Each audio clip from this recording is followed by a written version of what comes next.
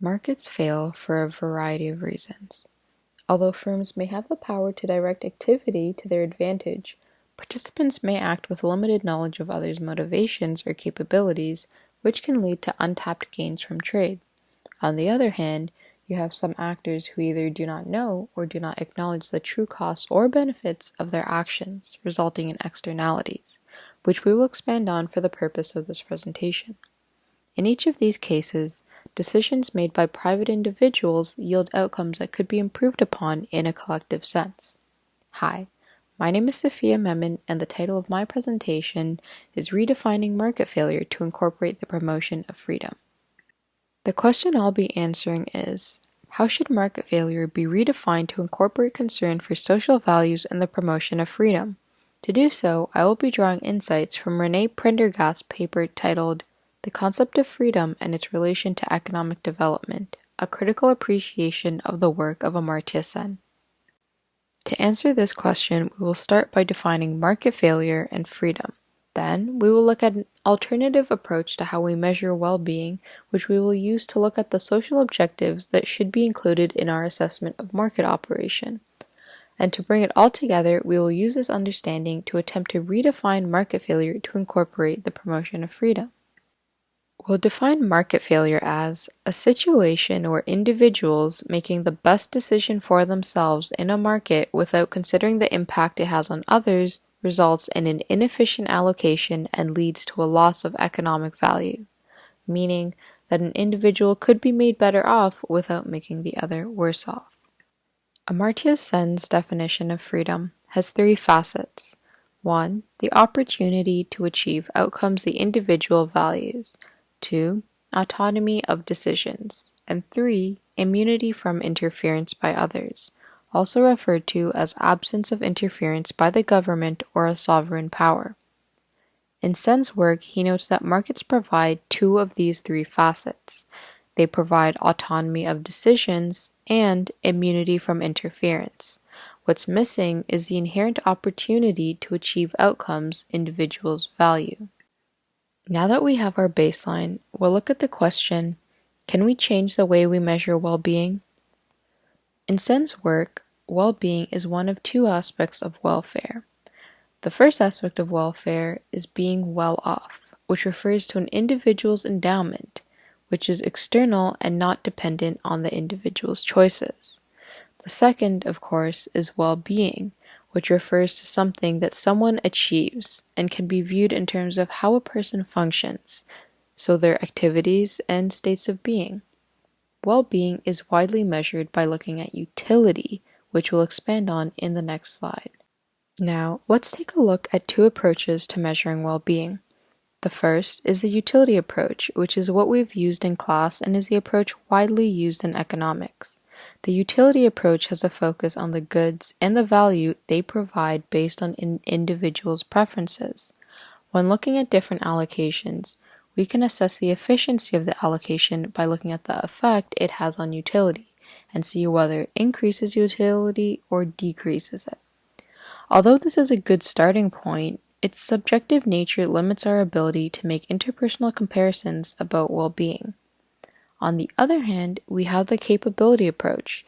The capability approach has a broader focus on the outcomes, asking the question, are the individuals free and able to achieve what they want in a broader sense? Ultimately, we want to pivot from our focus on individualism, as seen in the utility approach, to focus on collectivism, as seen in the capability approach, which we'll explore in the following examples.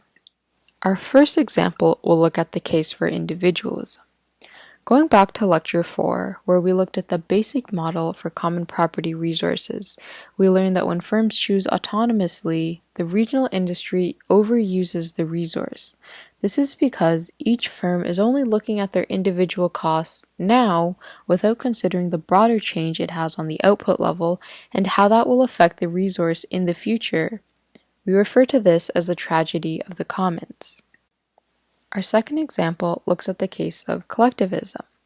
An interesting example that highlights the impact of the capability approach compared to the utility approach is Dan Price, the CEO of Gravity Payments. whose decision to reduce his own salary and ensure that all of his employees earned at least $70,000 annually depicted a monumental shift in the way well-being can be measured in the corporate world. Because if we were looking at it from a utility approach, his decision wouldn't seem efficient. He's reducing his own well-being by cutting his personal salary and the utility that brings, and increasing his spending on wages in order to increase the salary of his employees. How could this be efficient? Now we'll look at the capability approach. So from a capability approach, his decision makes a lot of sense. His reduction in utility, but not necessarily capability or well-being, has significantly increased the capability and well-being of his employees in the long run. This is reflected in his company now having tripled its revenues as a result, and home ownership amongst employees having increased tenfold.